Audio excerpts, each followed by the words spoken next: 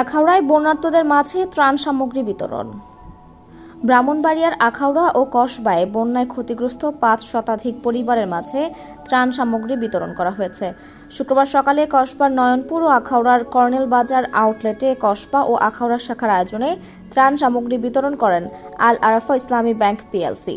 ত্রাণ সামগ্রী বিতরণ আয়োজকরা জানান, দুই উপজেলায় যারা সবচেয়ে বেশি বন্যায় ক্ষতিগ্রস্ত হয়েছে তাদের বাড়ি বাড়ি কি ক্ষতিগ্রস্ত পরিবার তালিকা করে এই ত্রাণ সামগ্রী বিতরণ আয়োজকরা জানান, দুই উপজেলায় যারা সবচেয়ে বেশি বন্যায় ক্ষতিগ্রস্ত হয়েছে তাদের বাড়ি বাড়ি গিয়ে ক্ষতিগ্রস্ত পরিবারের তালিকা করে এই ত্রাণ সামগ্রী বিতরণ করা হয়েছে। পরবর্তীতেও এই ত্রাণ সামগ্রী বিতরণ কার্যক্রম অব্যাহত থাকবে।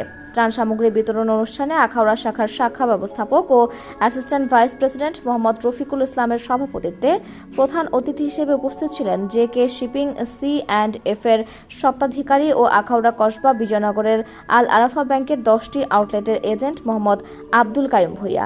আখাউড়া শাখার senior executive officer Suman Ahmed খানের সঞ্চালনায় এ সময় উপস্থিত ছিলেন কসবা শাখার ব্যবস্থাপক মোহাম্মদ ইয়াকুব আলী, আখাউড়া শাখার দ্বিতীয় কর্মকর্তা Tofazzal Hossain, senior executive officer Sohag Bhuiyan, Brahmanbaria শাখার senior principal officer Shahzada Bhuiyan ও শফিকুল ইসলাম সহ অন্যান্য ব্যাংক কর্মকর্তারা।